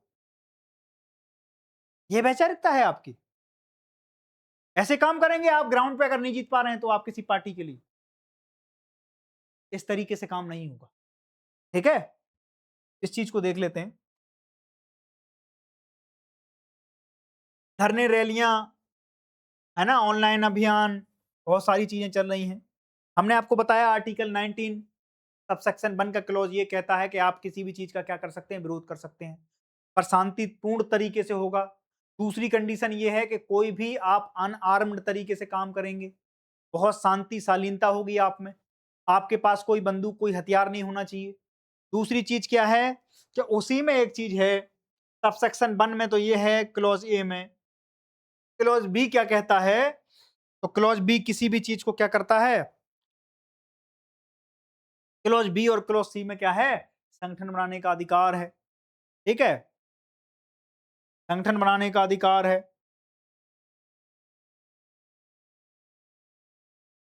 और क्या क्या है?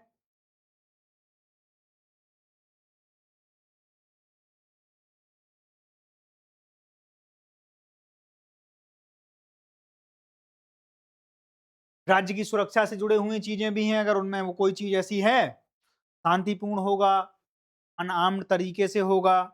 बी में है कि शांतिपूर्ण और क्या होगा, हमारे पास कोई हथियार भी नहीं होना चाहिए। सबसेक्शन 1 के सबसेक्शन 1 आर्टिकल 19 सबसेक्शन 1 और क्लॉज सी में क्या है कि हम किसी संघ को बना सकते हैं, किसी संगठन को बना सकते हैं, इस चीज की अनुमति है हमें। वो आप कर रहे हैं, वो आपकी अनुमति है, आपका अधिकार है, वो आप करो, फंडामेंटल राइट है आपका। ठीक है? लेकिन इसमें क्लॉज आर्टिकल 19 सबसेक्शन 2 भी डला है और 3 भी डला है। तो दोनों चीजें इस चीज को निषिद्ध करती हैं कि अगर आपकी जो हम आपसे बात कर रहे हैं कि अगर आपकी स्वतंत्रता आपकी कहाँ पर, आपकी नाक के आगे है, तो वो आप फिर स्वतंत्र नहीं है, वो स्वतंत्रता का अधिकार नहीं है, फिर आप किसी दायरे में हैं। ठीक है? अब देखो आप 2011 में क्या हुआ? 2011 में यही हुआ, लोकपाल के लिए हमने क्या माँगा? हमने किसी आदमी का वो माँगा कि हमें लोकपाल दो। भ्रष्टाचार ज़्यादा बढ़ रहा था, लोकपाल की माँग हुई, सरकारी तंत्र की जवाबदेही का अभाव था। उस समय भी यही था, आज भी यही था। हमने क्या किया? यहाँ पर भी क्या है? अकाउंटेबिलिटी की कमी है। अकाउंटेबिलिटी है ही नहीं, और अकाउंटेबिलिटी है नहीं तो फिर कैसे काम चलेगा? तो 11 में ये भूमिकाएँ बनी थी, देखो आप 2011 में ये भूमिका बनी थी, और अभी 2000 क्या चल रहा है, 26 चल रहा है, 2029 में चुनाव है। बात समझ में आ रही है आपको? 3 साल पहले यहाँ भी चीज़ें हुई थी, 3 साल पहले यहाँ भी चीज़ें हो रही हैं, और ये पूरा का पूरा सिनेरियो शिफ्ट हो रहा है। एक और घटना क्या थी कि जन लोकपाल विधेयक को लेकर सरकार को की अनिच्छा ज़्यादा जाहिर करी। यहाँ पर प्रधानमंत्री ने शिक्षा मंत्री के उसके लिए भी अनिच्छा जाहिर कर रहे हैं। दोनों जगह आप कंपैरिज़न देखना, मैं आपको बताने की कोशिश करूँगा। तीसरी जगह मैं फिर बात करूँगा आपको, ठीक है? जन लोकपाल कानून बनाना, भ्रष्टाचार पर कठोर कार्रवाई, मुख्य मांग तो यही थी। यहाँ पर क्या है कि शिक्षा मंत्री का क्या है? धर्मेंद्र प्रधान का इस्तीफा है, एनटीए का पुनर्गठन है, निष्पक्ष जांच और छात्रों को न्याय मिले। ये न्याय का वो है, बिंदु है। यहाँ पर है कि भ्रष्टाचार, काले धन, राजनीतिक प्रशासनिक और जवाबदेहिता में सुनिश्चित हो, मुद्दे यही थे। यहाँ पर है कि परीक्षा में पारदर्शिता हो, जवाबदेहिता का अभाव है, शिक्षा का व्यापारीकरण है, और इस शिक्षा में शासन विफलताएं भी सामने आ रही हैं, जैसे हमने आपको सीबीएसई के बारे में बताया। यहाँ पर ये थी। इसमें देखो आप, जनता का व्यापक समर्थन है, संगठन और युवा नागरिकों का समर्थन था, यहाँ पर छात्रों का समर्थन है। ठीक है? दोनों चीज़ें बिल्कुल पैरेलल चल रही हैं, जो हम आपको बताने की कोशिश कर रहे हैं। अब आप देखो यहाँ पर परिणाम है कि जन लोकपाल विधेयक पर राष्ट्रीय बहस का व्यापक जन जागरण हुआ, और यहाँ पर देश भर में धरने, रैलियाँ, ऑनलाइन अभियान, विरोध जारी रहे। इन चीज़ों का ये रहा। यहाँ पर अगली चीज़ क्या हुई? यहाँ पर एक पार्टी निकल के आई, पॉलिटिकल पार्टी बनी इनकी, उसका नाम था आम आदमी पार्टी। यहाँ पर अभी क्या है वो आप लोग सबसे कुछ छिपा नहीं है। यहाँ पर भी वही सारी के सारे सिनेरियो चल रहे हैं। भविष्य है वो आपको हम बता रहे हैं। ठीक है? तो कोई भी चीज़ इस तरीके से करने से पहले अकाउंटेबिलिटी तो होनी चाहिए, इस बात बिल्कुल सच है। 2026 में युवाओं का बढ़ता असंतोष क्या है कि 15 से 29 वर्ग के शहरी बेरोजगारी दर जो है वो 14% बढ़ गई है। सरकार रोजगार के लिए कोई काम नहीं कर रही है। इसीलिए कल मैंने एक योजना के बारे में आपको बताया था। Mobile phone manufacturing scheme Bharat सरकार ने लॉन्च की, जिसमें 6 लाख डायरेक्ट रोज़गार मिलेंगे अगले 5 सालों में। 62,500 करोड़ का क्या बनाया? बजट एलोकेशन बनाया, और उसका उद्देश्य यही था कि दुनिया में भारत अभी नंबर 2 मैन्युफैक्चरिंग इंडस्ट्री में हब है, वो नंबर 1 हमारे ऊपर ताज लगे, हमारे ऊपर नंबर 1 का टैग लग जाए, और हमारी ब्रांड वैल्यू हो, भारत का खुद का ब्रांड वैल्यू जनरेट हो, इसके लिए ये बजट हमने एलोकेट, ठीक है? अब देखो आप, बहुत सारी अनियमितताएँ थी, परीक्षा रद्द की गई, फिर से परीक्षा रीनीट हुआ, सारी चीज़ें ठीक हैं। अकाउंटेबिलिटी फिर से तय करनी पड़ेगी, ये बहुत ज़रूरी है कि भविष्य में कोई चीज़ इस तरीके की ना हो, ठीक है? तो ये था पूरा का पूरा संतोष का मुद्दा। हमने आपको बताया कि विरोध प्रदर्शन कर सकते हैं, कर सकते हो, शांतिपूर्ण ढंग से कर सकते हो, पर आप इस तरीके से नहीं कर सकते जैसे किया आपने। आप करोगे, आप फ़ौज से ज़्यादा नहीं हो। मैं इस बात का सख्त विरोधी हूँ, आप किसी भी हालत में क्यों जाना है? संसद के अंदर क्यों ही जाना है? वहाँ जाने के लिए एक पूरी की पूरी व्यवस्था है, एक पूरी प्रक्रिया है, आप उसके बाद जाइए। आप आइए ग्राउंड में उतरिए, फिर जाइए आप, ठीक है? तो वो सारी की सारी चीज़ें हमने आपको समझाई। अब आप देखो अगली चीज़, विरोध का अधिकार क्या है? मैंने उसी से रिलेटेड है। मैंने आपको बताया था कि article 19 subsection 1 clause C, clause B, clause A में तो अभिव्यक्ति की स्वतंत्रता का अधिकार है, right to freedom, right to expression का अधिकार है ना? उसी अधिकार का क्या है? एक्सटेंशन है, right to freedom, right to expression का। उसको हम क्या कर सकते हैं? बी में हम कर सकते हैं कि इसका क्या है? शांतिपूर्ण हो, और कोई गन बंदूक वगैरह से ना हो, है ना? इसमें है कि सबसेक्शन 1 क्लॉज़ सी में है कि भाई हम एक संघ बना सकते हैं, कोई एक संगठन बना सकते हैं। लोकतंत्र में असहमति देशद्रोह नहीं है, बल्कि एक जिम्मेदार नागरिक का अधिकार है। ध्यान रखना, ये टिप्पणी थी कि लोकतंत्र में असहमति क्या नहीं है?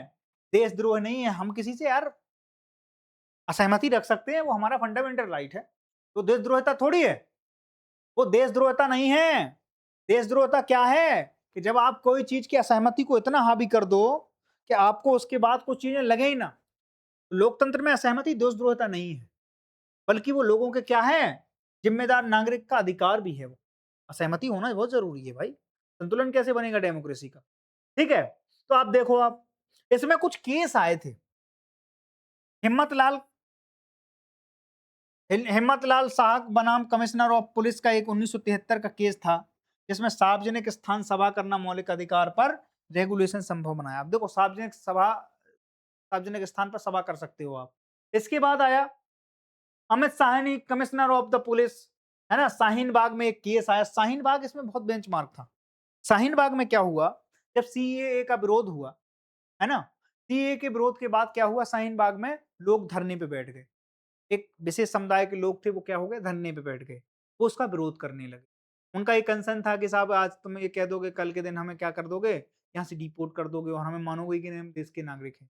तो उनकी वो था, अविश्वास था, तो उसके लिए क्या है, धरने पे बैठ गए। धरने कहाँ बैठे, जहां पर मेन रास्ता था वो पूरा रास्ता ही चौक कर, रास्ता चौक कर दिया। उनका था कि दबाव में आ जाएंगे। सुप्रीम कोर्ट ने उसमें बहुत सख्त टिप्पणी करी कि साहब आप, सुप्रीम कोर्ट ने कहा कि अनिश्चितकालीन प्रोटेस्ट किसी भी सार्वजनिक स्थान को स्थायी रूप से ब्लॉक नहीं कर सकता। विरोध का अधिकार है, पर पब्लिक स्पेस पर एब्सोल्यूट अधिकार नहीं है। आप किसी के, हमने कहा, आप अपने फंडामेंटल राइट के चक्कर में दूसरे का फंडामेंटल राइट थोड़ी मार दोगे। ये अधिकार आपको किसने दे दिया है? ठीक है, तो इसीलिए शाहीन बाग के आप सार्वजनिक प्लेस पे कोई ऐसी चीज नहीं कर सकते हो लंबे समय तक, जिससे कि असुविधा हो लोगों को। और अब तो फुटपाथ पर चलना लोगों का मौलिक अधिकार है, तो मौलिक अधिकार के खिलाफ तो आप जा नहीं सकते हो। आप किसी रोड को ब्लॉक करोगे, फुटपाथ को ब्लॉक करोगे, तो फिर कोर्ट उस तरीके से ट्रीट नहीं करेगी। और कोर्ट ट्रीट नहीं करेगी तो कोर्ट क्या देगी, डिसीजन देगी। और कोर्ट अगर डिसीजन देगी तो उसकी अनुपालना करना पुलिस का कर्तव्य है।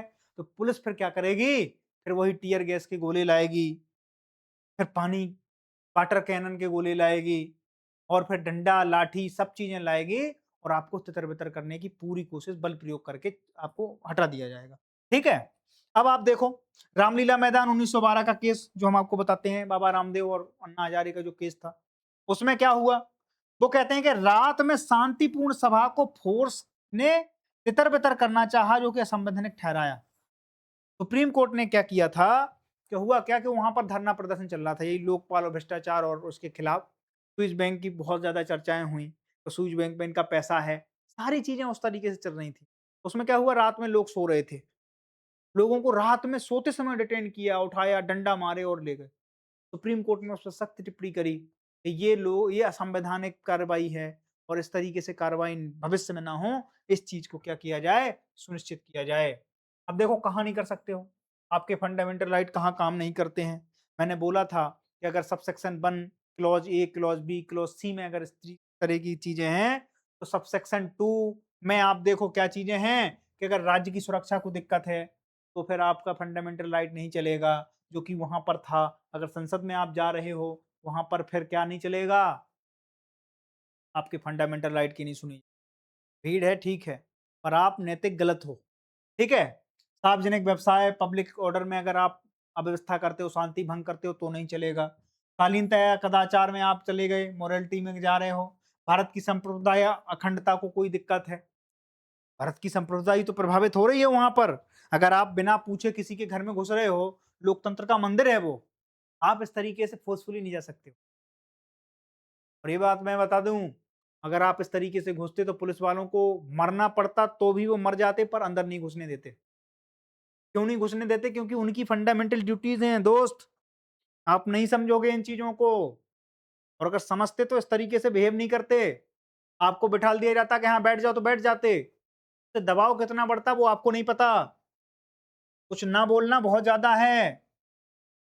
दूसरी चीज है कि अगर कोई चीज है, मान लो धारा 163 लगी थी वहां पर, धारा 163 जो सीआरपीसी में कौन सी थी, 144 थी, और सीआरपीसी इसके बाद क्या हो गई, उसी धारा को 163 बना दिया गया बीएनएसएस के द्वारा। तो अनलॉफुल, कोई भी एक्टिविटी अगर वहां दिखाई देगी, सस्पिशियस अगर कोई एक्टिविटी दिखाई देगी, तो वहां पर क्या कर देंगे, वो धारा 163 इम्पोज कर देंगे। और उसके इम्पोज़ होने के बाद फिर आप किस कोई राइट नहीं बनता वहाँ पर अपना प्रोटेस्ट दर्ज करने का। बात समझ में आ गई? इसीलिए ये सारी चीज़ें बहुत ज़रूरी हैं, जो मैं आपको बताने की कोशिश कर रहा हूँ। कि आपके फंडामेंटल राइट की वैल्यू है, आपका फंडामेंटल सही है, आपकी होनी चाहिए, लेकिन आपकी ऊर्जा का सदुपयोग कैसे हो? आप किस तरीके से उसको और अच्छे तरीके से यूटिलाइज़ कर पाएँ, इस चीज़ का विशेष ध्यान होना चाहिए। आपको कोई गुमराह भी तो ना कर पाए। गुमराह कितना अच्छा हथियार है, आपको ज़ॉम्बीज़ बना दिया, आपके सॉफ्टवेयर में दिक्कत कर दी कुछ, एन्क्रिप्टेड कर दिया। अब सोचो 2-200 4-400 बच्चे जिनने कभी पत्थर नहीं उठाए वो भी मार रहे थे। क्यों मार रहे थे? उनके ऊपर कोई एक चीज़ काम कर रही थी। उन्हें नहीं पता होगा, वो खुद पछता रहे होंगे कि यार क्या कहाँ फँस गए हम। ठीक है? तो ये सारी चीज़ें हमने बताया विरोध का अधिकार, इसीलिए मैं आज पूरे टॉपिक को लेके आया हूँ। विरोध के अधिकार को मैं आपको बताया।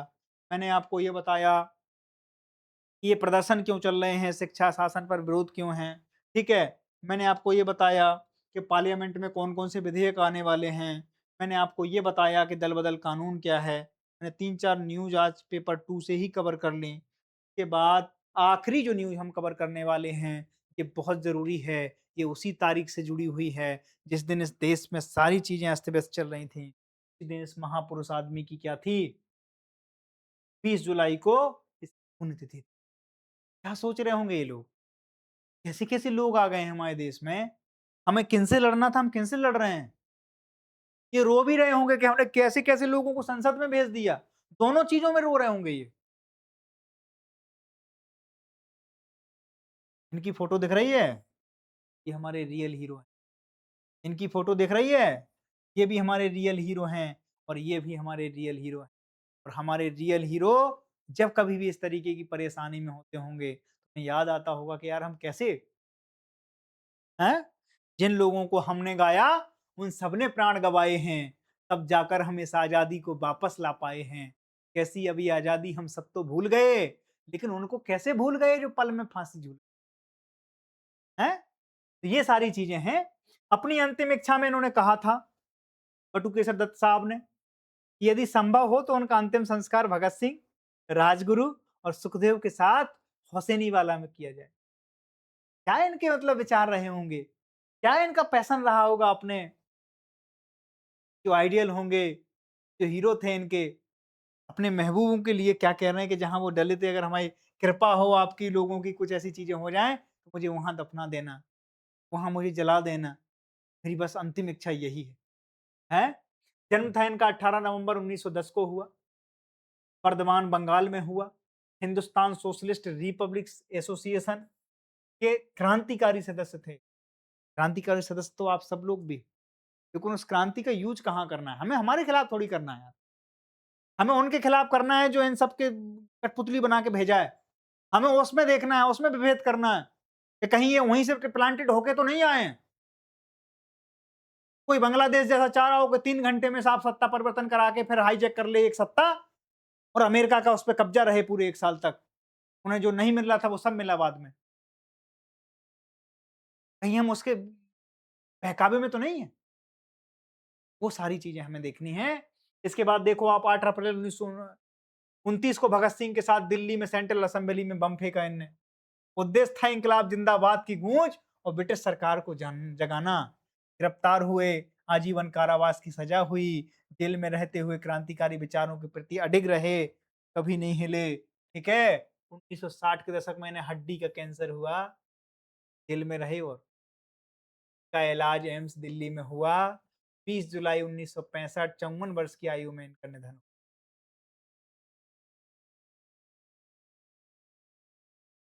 वो भले ही इस दुनिया में नहीं रहे, पर उनकी सोच, उनके विचार और उनका योगदान हमेशा हमारे बीच। मैं आप लोगों को वो पूरी की पूरी पृष्ठभूमि देने की कोशिश करता हूँ। आप लोग क्या करेंगे? अगर कोई बाहर से लगा हुआ है, हमें आपस में ही लड़ाने की कोशिश कर रहा है, हमें हमारी सरकार के खिलाफ करने की कोशिश कर रहा है, हमारे देश के खिलाफ करने की कोशिश कर रहा है, उस स्थिति में हम क्या करेंगे? उस स्थिति में हम इन लोगों को याद करेंगे। यही वो लोग थे, यही वो सच्चे लोग थे जिन्हें पता था युवा होने का मतलब ये थोड़ी है कि अंधे हो जाओ, पागल हो जाओ, अपने ही देश की टाल से उखाड़ के फेंक दो। अपने ही देश की संसद में फ़ोर्सफुली घुसने की कोशिश करो, क्यों करना है? देश का शिक्षा मंत्री घुटने टेक के आएगा तुम्हारे पास, ताकत तो बढ़ाओ। सरफरोशी की तमन्ना अब हमारे दिल में है, देखना है ज़ोर कितना बाज़ुए कातिल में, हैं? आज मेरे हार के किस्से खैर की महफ़िल में हैं, सरफरोशी की तमन्ना अब हमारे दिल।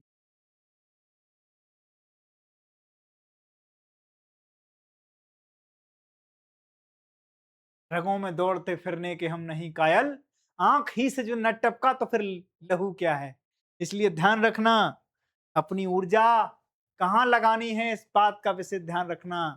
इन जैसे लोगों की हमेशा प्रेरणा लेते रहना।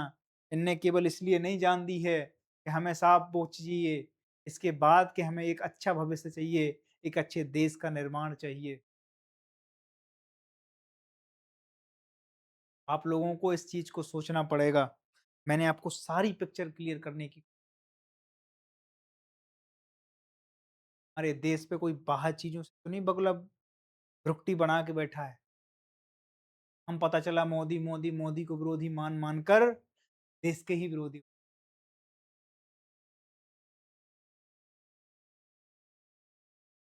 अकाउंटेबिलिटी हम पूछेंगे, वो नहीं पूछेंगे। बात समझ में आ गई ना? हम पूछेंगे, हमारे नेता हैं, हमने चुना है उन्हें। हम पूछेंगे कि कहाँ है सारी चीज़ें, किसी के कहने पर नहीं। बात समझ में आ रही? उसके हित साधने में हमारा भला नहीं है। देश के शिक्षा मंत्री से इस्तीफा भी लेंगे, सारी चीज़ें करेंगे, पर अपनी शर्तों पे करेंगे। ठीक है? बाकी मिलते हैं। आज ज़्यादा हो गया। हमें लगता है कि ज़्यादा आप लोगों से बोलूँ, पर कोशिश थी मेरी कि मैं आपको पूरा का पूरा। मुझसे अगर कोई 100 बार भी पूछे, कोई भी हो, देश का प्रधानमंत्री चाहे मनमोहन सिंह साहब थे, चाहे वीपी सिंह साहब थे, चाहे इंदिरा गांधी जी थीं, चाहे अटल बिहारी वाजपेयी जी थे, कोई भी हो, किसी भी पार्टी से ताल्लुक रखता हो, उसकी सुरक्षा प्रायोरिटी है। संसद में हम ऐसे नहीं बोलते। हम कभी नहीं कहेंगे कि संसद में इस तरीके से ये करके जाओ, अच्छे नेता बनो, अच्छे डॉक्टर बनो, अच्छे पॉलिटिशियन बनो, फिर जाओ उस संसद में, फिर स्वागत है आपका। 1 लाख लोग लेके जाके अपने ही से मार के और फिर कहो कि साहब उन्होंने डंडा चला दिया। पार्लियामेंट में घुसोगे, पार्लियामेंट में घुसने ही अगर इल्लीगल घुस रहे हो तो आप आतंकवादी घोषित हो, संवैधानिक रूप से, ठीक है?